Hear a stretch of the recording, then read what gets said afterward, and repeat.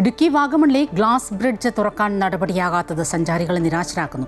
2 മാസം മുൻപാണ് അറ്റകുറ്റപ്പണികൾക്കായി ഗ്ലാസ് ബ്രിഡ്ജിന്റെ പ്രവർത്തനം നിർത്തിവെച്ചത്. ഇതോടെ നൂറുകണക്കിന് സഞ്ചാരികളാണ് ഗ്ലാസ് ബ്രിഡ്ജ് സന്ദർശിക്കാനാകാതെ നിരാശരായി മടങ്ങുന്നത്.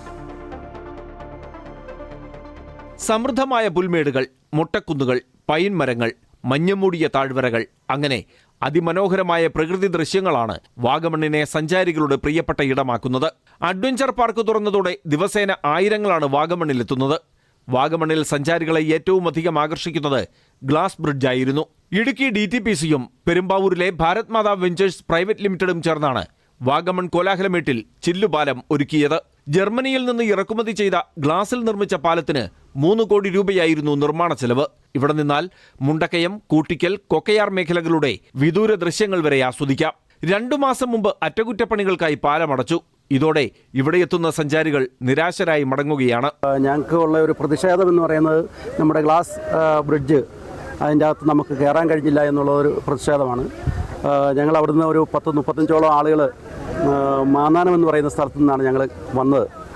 അപ്പം ഞങ്ങൾക്കിതിൽ കയറണമെന്ന് ഉള്ള ആഗ്രഹത്തോടു കൂടിയാണ് ഞങ്ങൾ വന്നത്. ഞങ്ങൾക്കതിൽ കയറാൻ കഴിഞ്ഞില്ല എന്നുള്ളത് പ്രതിഷേധം തന്നെയാണ്. അത് ഞങ്ങൾ ആദ്യമായിട്ട് കയറാൻ ഉപയോഗിക്കാൻ വന്നതാണ്, അതിൻ്റെ എൻജോയ്മെൻറ്റ് വന്നതാണ്. പക്ഷേ വന്നപ്പോഴാണ് പറയുന്നത് അത് ക്ലോസ് ചെയ്തിരിക്കുന്നത്. ഞങ്ങളുടെ ശക്തമായ പ്രതിഷേധം അറിയിക്കുകയാണ്. ഒരാഴ്ചയ്ക്കുള്ളിൽ അറ്റകുറ്റപ്പണികൾ പൂർത്തിയാക്കാമെന്നായിരുന്നു പ്രതീക്ഷ. എന്നാൽ പണികൾ നീണ്ടുപോയി. മധ്യവേനൽ അവധിക്ക് മുമ്പായി ചില്ലുപാലം തുറന്നില്ലെങ്കിൽ വാഗമണ്ണിന്റെ വിനോദസഞ്ചാര മേഖലയ്ക്ക് അത് വലിയ തിരിച്ചടിയാകും. MC Boban, Amrita news, Idukki.